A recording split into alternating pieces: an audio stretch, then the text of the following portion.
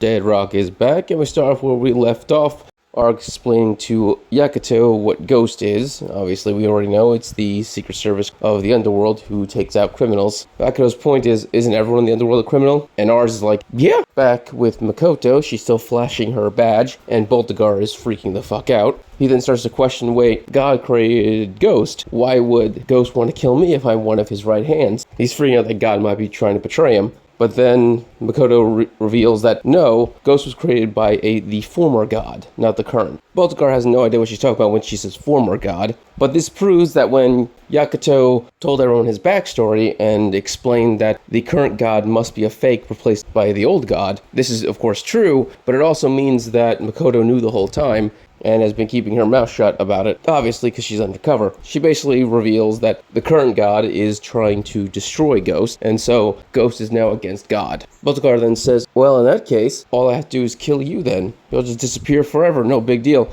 But Mikito reveals that if you kill her, then her boss, the head of Ghost, King, will appear, and he'll to finish the job. And then that's when Baltagar freaks the fuck out again. Because apparently, the head of Ghost, the reason why it hasn't been destroyed by the current god is because he's actually strong enough to hold off God. Which means he's not strong enough to defeat God, but he is strong enough to stand at least a chance against him. But that also means Baltagar has no chance against King, and so he goes back to just begging for his life again. Because while he can get rid of Makoto, he has no chance against King, and so he's basically doing everything he can to stay alive right now, saying that technically I didn't kill any of those students, I just kidnapped them. Therefore, they're still alive. They're fine. There's no reason to punish me with death. And he starts groveling on the ground, begging for his life. Makoto actually just then steps on his head, and I can already see there's going to be lots of fan art of that. Oh god, why? But before we get a conclusion to their conversation, we then skip over to what the other students are doing, at least the main students. For example, Iji and Des are together racking up points. Iji apparently is a physical fighter, while Des seems to have a power similar to Decay, where if he hits you, you crumble to dust,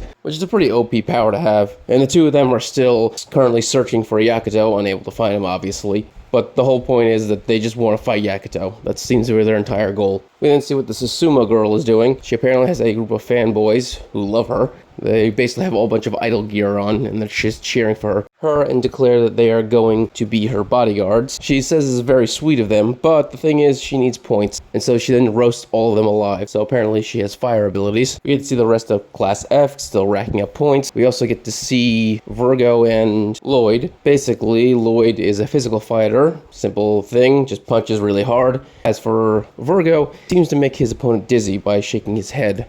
Assuming it causes vertigo, that's where the name comes from. Virgo.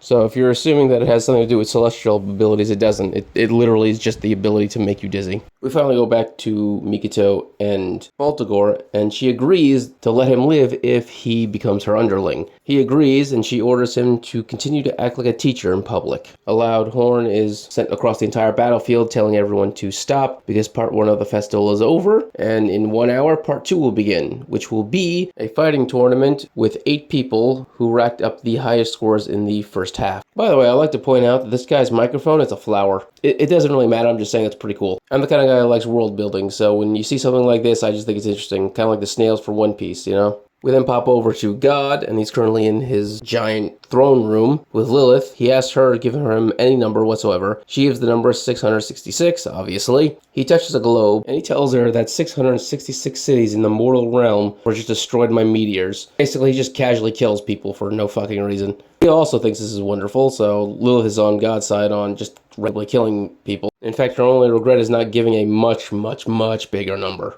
God then asks her, what do you think Baltagar's number was? And she says, I don't know, what was it? And he says 1. And so Lilith refers to Baltagar as a tedious man. So they're basically just insulting him for being so lackluster and unambitious, I guess. I mean, that's the only complaint that would make sense in this scenario, but I don't understand how him picking 1 makes him tedious, though, because you're not doing anything. God is literally just pressing a globe and killing people just by you picking a random number. Like, neither Lilith, God, or Baltagar actually did anything. So I agree that Baltagar is tedious, but I feel like all 3 of them are tedious, because literally all they did was just press a button. That's the equivalent of what they did.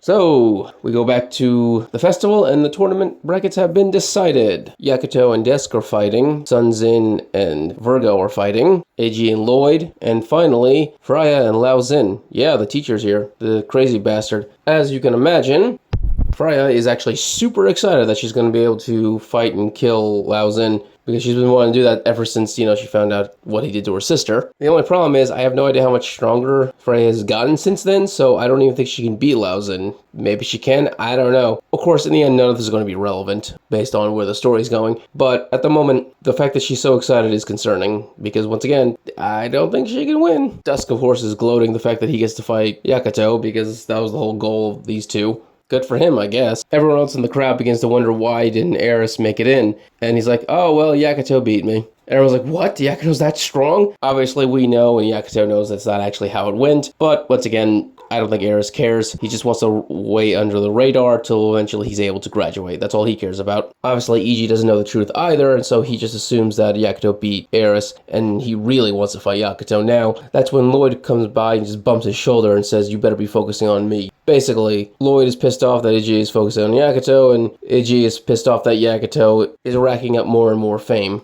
As for Setsu and Virgo, they just stare at each other. Setsu says Virgo is revolting looking. Nothing really to their entire dynamic. Freya tells Yakuto that they'll meet each other in the finals. Yakuto's like, yeah, we'll both do our best in the finals. That's when God appears, and then he gives an announcement that just basically ruins the entire tournament, at least for 4 people. He then declares that this is a fight to the death. Only 1 person of the 8 are going to make it out of this alive. Everyone else must die. That's the only way you can advance in the tournament. Like I said, most are okay with this. Well, half are, but the other half aren't. Those being Yakuto, Freya, EG, and Desk, who are friends and friends, so they don't want to have to kill each other. But I don't really see a way out of this other than all of them getting up to attack God himself. But once again, we are too soon for the story to get that part. So I'm going to assume this is where Freya dies. Either that or something random happens where they get attacked, or the Hunkatonkery dude that's currently making a giant magic circle does something. I don't know. But if an outside force doesn't suddenly come involved in this, they're going to die. There is no way out of this. Which means,